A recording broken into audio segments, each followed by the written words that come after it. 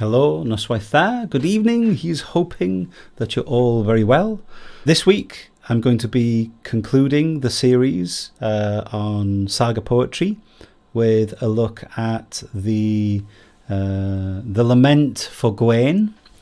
That's of course performed in the voice of Llywarch.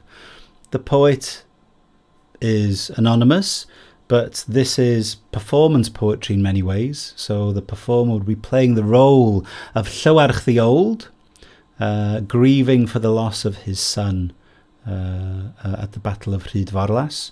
And of course, last week we looked at the dialogue between the father and the son, between Llywarch and Gwên, and how a very complex attitude to the heroic ideal becomes apparent when we really pay close attention to what's being said.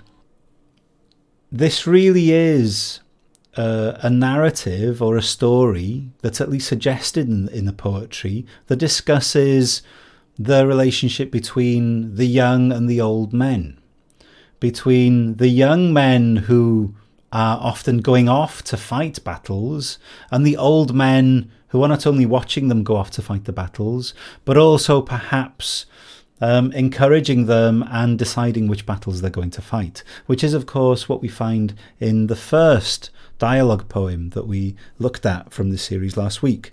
I'll just remind you of this poem very quickly, because it's worth bearing in mind some of its imagery before we look at a new poem this week.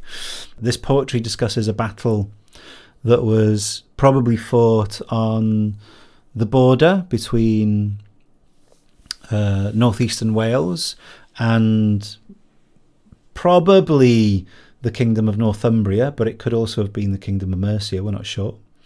These boundaries would have been very fluid at the time. And the dialogue we looked at last week is, of course, between Gwên, the young warrior, and his estranged father Llywarch. And we hear how Llywarch essentially goads Gwên into going to fight this battle. This is a good example here. Gwên, sharp is my spear, bright in battle. I'm a great warrior and I'm brave. I intend to keep watch on the ford. Although I may not escape, God be with you. So he's being very polite to his father. But Llywarch responds with, well, if you escape, I will see you. If you are killed, I will lament you, obviously, which is ironic because it's this lament that we're going to look at in this session. But Llywarch also says, do not lose the honour of a warrior despite battle hardship. So it doesn't matter how hard things become. I don't want you to lose your honour. I don't really care if you lose your life, but I don't want you to lose the honour of a warrior because that would look bad for me as your father. And Gwên responds with, I will not lose your honour, battle-ready man. When warriors arm for the border, I will suffer hardship before I will yield ground. So Gwên doesn't totally fall for it, but he is goaded by his father into perhaps staying longer in the battle than he should have. Now, the context of this battle is unknown to us. We're not quite sure who's being fought against, but it's the English, one kingdom or one set of warriors amongst the English. And Gwên is defending essentially a ditch and dike with palisade that is a defensive position overlooking a ford. Rhodwydd Morlas overlooking Rhyd, the ford of Morlas. And it's this position that he's obviously been fighting at and has fought to his death. Perhaps because he was goaded by his father, we're not sure. After his death, Llywarch, of course, mourns the death of his son. But the lament that we have in the Saga poetry is very interesting because it kind of confirms the tragedy of this story. A young man willing to put himself in danger so as to defend his family's territory, but being goaded by his elderly father to take care of the heroic name of our lineage before you look after yourself, before you make sure that you don't come to too much harm. So this is the lament that Llywarch sings or declaims after Gwyn's death. Gwên by Llawen kept watch last night. Llawen is the name of the tributary or the river that he was keeping watch by. Gwên by Llawen kept watch last night. Despite the onslaught, he did not retreat. Sad is the tale on the green bank being part of the palisade, of course, that he was defending. Gwên by Llawen kept watch last night with his shield on his shoulder. Since he was my son, he was ready. So here, Llywarch is proud of his son. He was my son, and he was ready. Whereas in the dialogue we looked at last week, he was positively goading him and actually being quite offensive and questioning his bravery. Now notice the repetition here in the first part of the line. Much of this saga poetry uses the same type of techniques, and this repetition is really part of the style of the saga poetry. Gwên by Llawen kept watch last night, with his shield against his chin. Since he was my son, he did not escape. Now, there is a building sense of tragedy here, because there's obviously a double meaning in that line. Since he was my son, he did not escape. The first thing it means, of course, is the obvious meaning. Because he was my son, he was brave and heroic, and he stayed and fought to the last. But the other implied meaning is, because he was my son, and because I goaded him into trying to perform more heroic deeds than were necessary, he is now dead. And this is the meaning that's developed. This next stanza is difficult to translate, so Jenny Rowland, whose edition we're working with here, has left gaps where she's not sure what's going on. Gwên, warrior, it afflicts my mind, yeah? It's part of the great depth of this poetry, is it does have this psychological aspect to it. Your death is a great tragedy, probably. We don't know what the last line is. But then Gwên of the mighty thighs, he's got warrior's thighs, kept watch last night by the side of Rhyd Forlas, by the side of Morlas Ford. Since he was my son, he did not retreat. So once again, this repetition of the idea. Gwên, I knew your nature. I understood how you were thinking. I understood the qualities that you had as a warrior. You were of the rush of an eagle in the estuaries. Very beautiful line there. If I were wise, you would have escaped. So this is Llywarch explicitly admitting that he was at fault, that he is somehow the cause or an important factor in the fact that his son stayed too long in the battle. Even though Gwên had said, there will be broken shields before I retreat, Llywarch still kept goading him, he kept pressurising him, he kept trying to challenge his sense of pride and his bravery. Yeah? A wave thunders, it covers the ebb flow. Now, this is repeated in the second stanza. A wave thunders, it covers the tidal flow. So a thundering wave covers the sea as it comes in and out. For those of you who've ever stood by the sea, which I'm imagining is most of you, you will have seen that sometimes a wave comes over the retreating wave that preceded it, or sometimes even over the wave that precedes it. It's coming even faster still, yeah. And this is an interesting piece of imagery because it harks back to the poem we looked at last week. The first stanza there, running is a wave along the beach, soon intentions break. In this dialogue poem, Llywarch is using the wave imagery to criticise his son, to basically call into question whether he's brave enough or whether his intentions are strong enough. And Gwên later on answers with the same imagery. Top stanza again.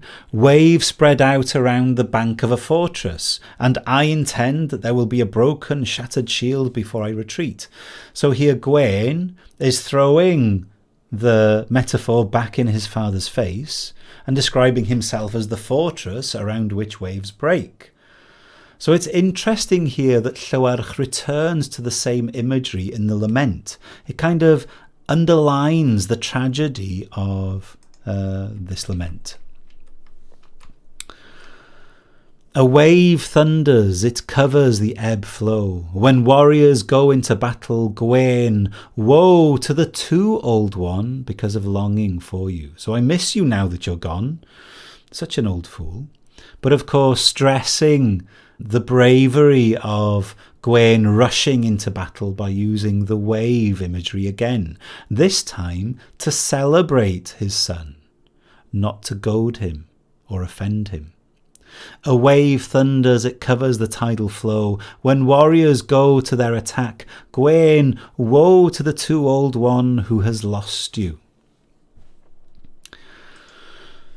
Now, there's something quite complex going on here, because what we have in many ways is the portrayal of an old fool.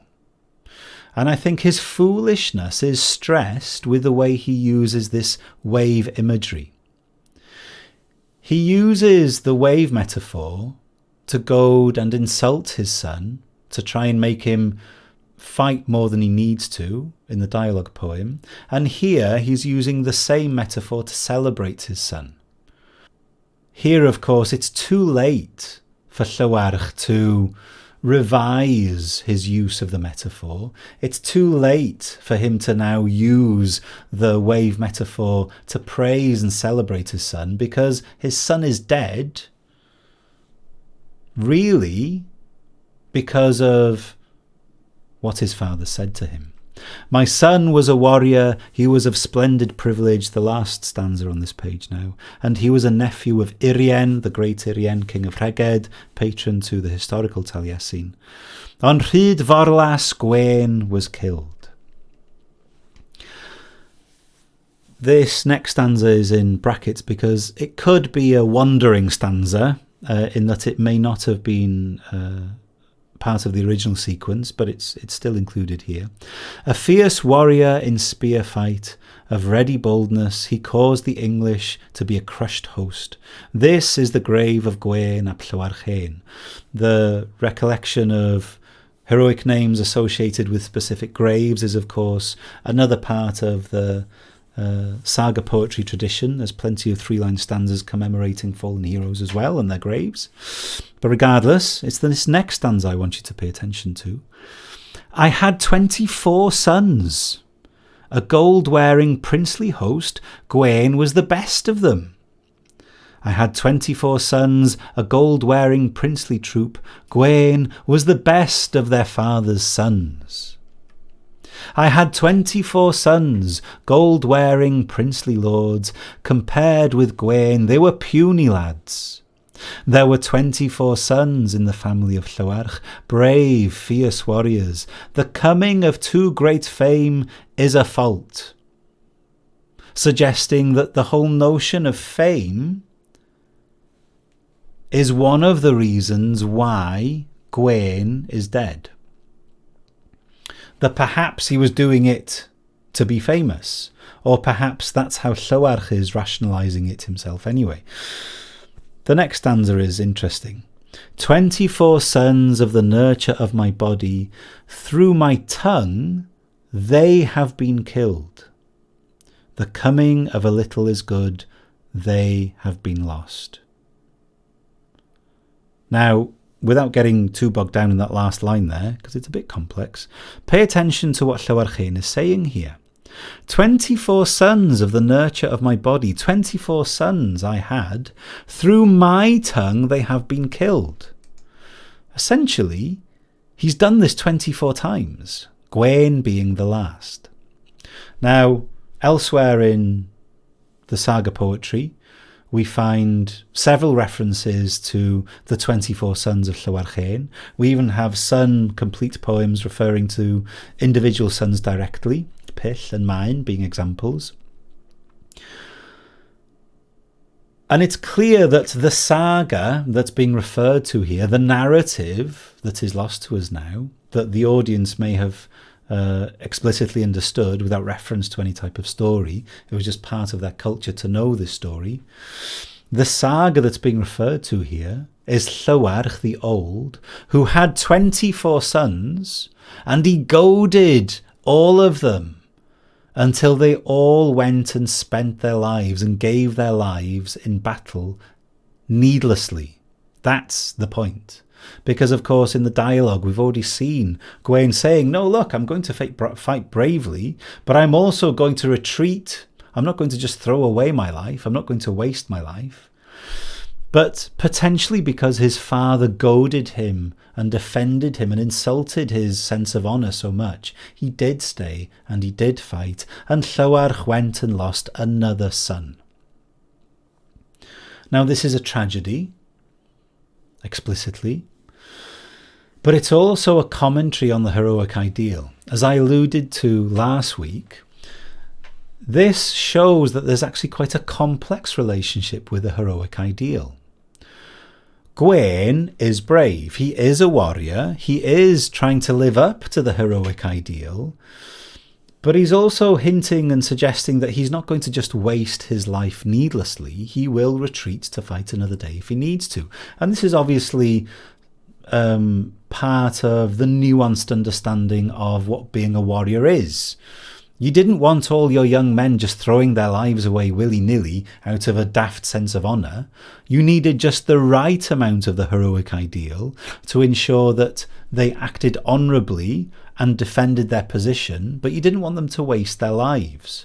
So Gwên is embodying the balanced notion of the heroic ideal, whereas Llywarch is really evoking this really out of balance, crazy and foolish heroic ideal, where young men do give their lives needlessly in battle, thereby creating this tragedy.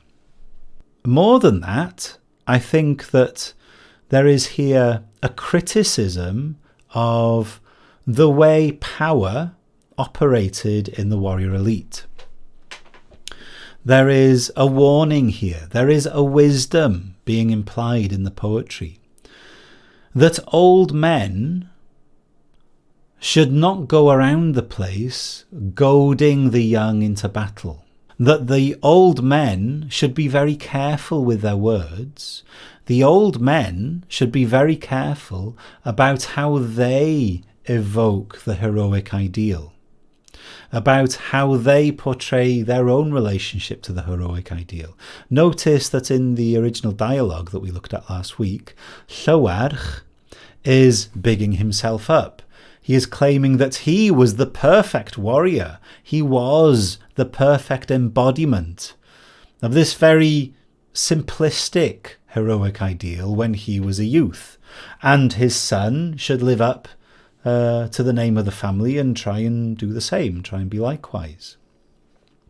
So as well as this poetry being words of wisdom and warning to young men not to needlessly give their lives away in battle, it's also a warning and perhaps a criticism of the old men who don't remember quite what it was like, who don't really care so much about the fight itself. They only care about the appearances because they're no longer really involved in battle. They're very far removed from it, if they were ever actually engaged in this level of battle at all, because of course there is that suggested in the dialogue poem too, that Llywarch was never really a warrior in his youth. So a very interesting narrative that's being evoked here. It's not just all swords and gleaming spear shafts and fighting at dawn and bravery and all of that. It's actually a very nuanced and complex approach and attitude towards the heroic ideal, which is very interesting to see in this very beautifully written poetry.